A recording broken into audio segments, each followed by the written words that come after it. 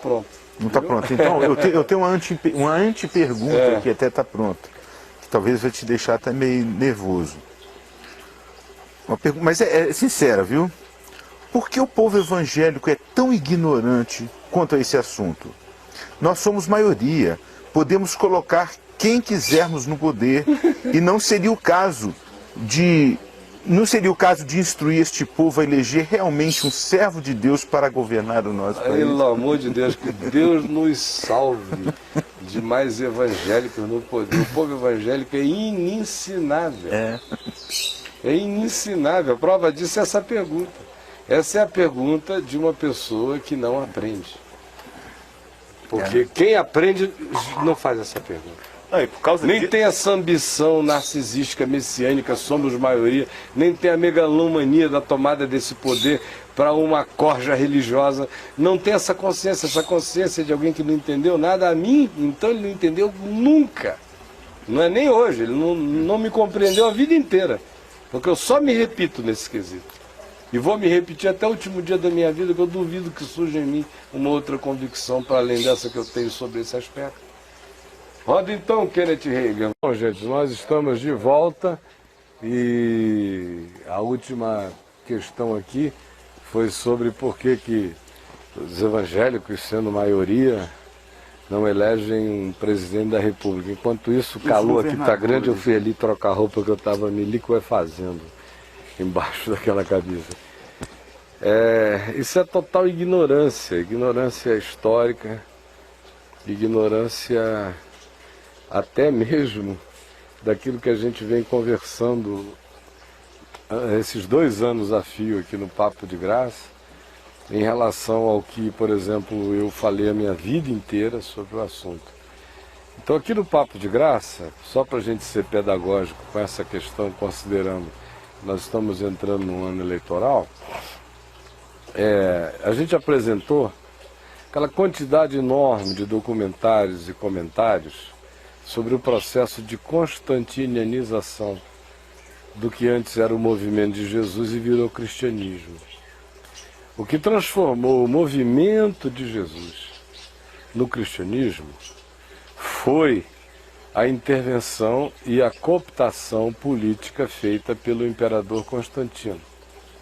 Dali para frente, nós só tivemos caminho de Jesus e discipulado de Jesus em indivíduos, alguns dentro daquele movimento porque não tinha alternativa e outros fora, vivendo vidas isoladas. Curso da história inteira. Eu já falei aqui e já escrevi em dezenas de lugares, e até tem livro meu publicado sobre isso.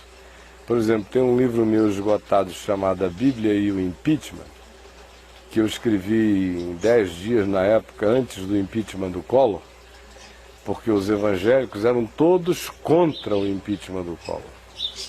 Foram para a rua, vestiram camisa, foram os únicos contrários ao impeachment do Collor, eram os evangélicos. E eu falando desde o início a respeito, desde o primeiro dia. Aí, vendo que o clima era aquele, eu escrevi um livro muito legal, talvez do ponto de vista de estrutura de poderes e a relação entre principados e potestades espirituais e principados e potestades políticos e humanos, seja um dos textos mais sérios que eu já escrevi na vida, mostrando no Evangelho como não havia a menor perspectiva de que qualquer que fosse o projeto político pudesse ser feito em nome de Jesus.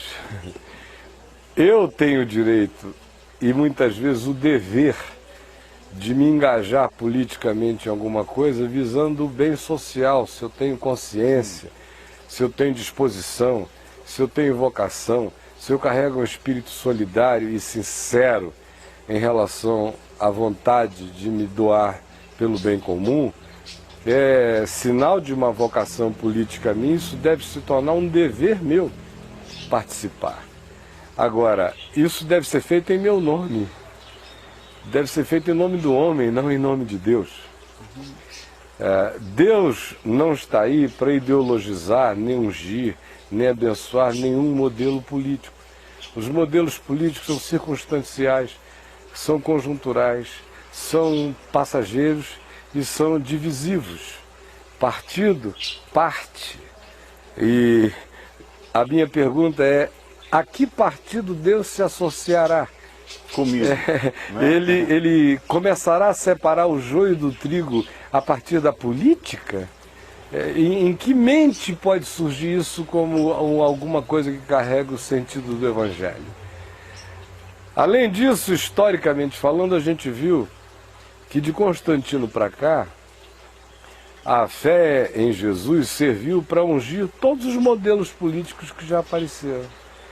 Então, quando surgiu o imperador que cooptou os bispos cansados de sofrer e de perseguição no quarto século, e começou a dar privilégios a eles desenvolveram logo a teologia do Cristo Rei.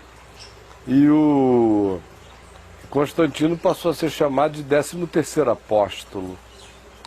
Quando os príncipes francos precisaram de uma justificativa para romper com Roma, eles evocaram também a Bíblia, a teologia, os teólogos, para justificarem a ideia de principados, de poderes, e queriam uma base bíblica para aquilo.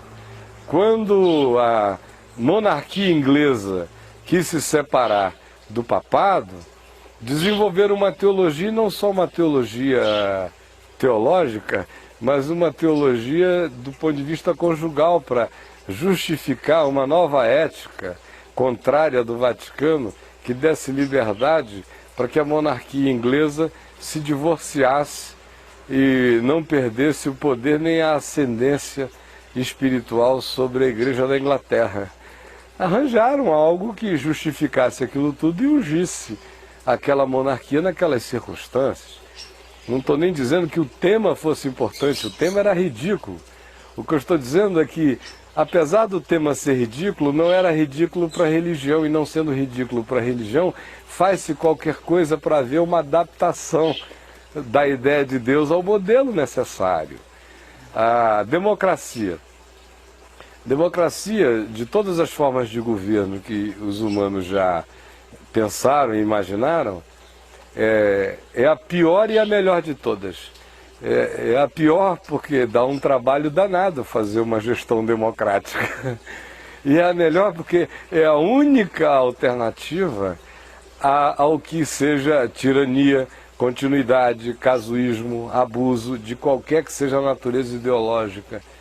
Então, de 4 em 4 anos, 5 em 5 anos, a consciência cidadã tem a chance de renovar o rei, de renovar o poder que foi pelo povo elevado àquela categoria de execução de poderes e de ordens e de autoridade.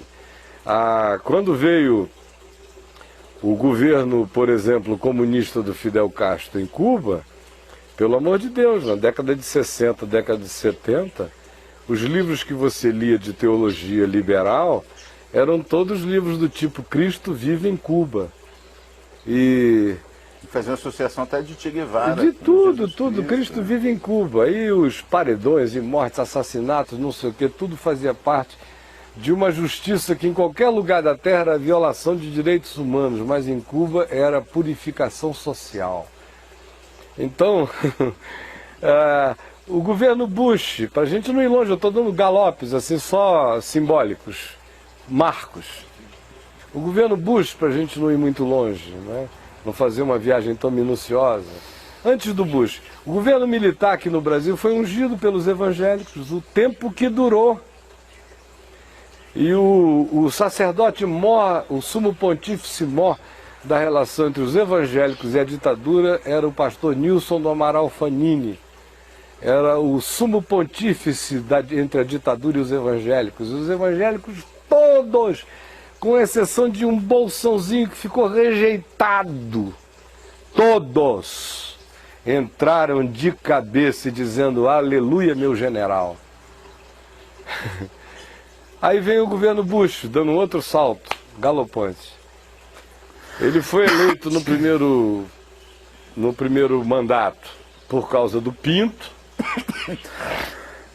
porque a alternativa ao pinto era eventualmente o Gore, que não tinha uma política do pinto.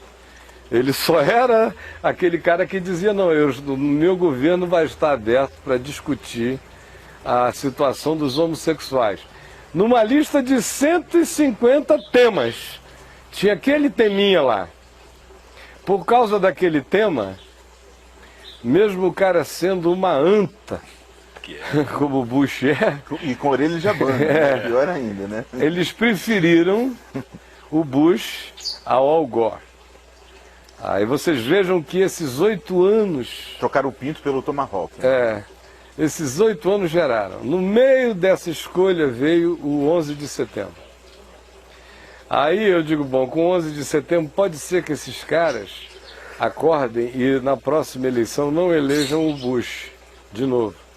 Mas outra vez, agora era o 11, a torre fálica, as duas, os 2 pintaços nova-iorquinos derrubados pelo Bin Laden, associado ao problema do pintinho evangélico que se importa com o que os homossexuais fazem um com o outro, reelegeram Bush para mais 4 anos de miséria no Iraque, de desgraça, de tudo mais. Quase destroem o país todo. Mas tudo isso em nome de Deus.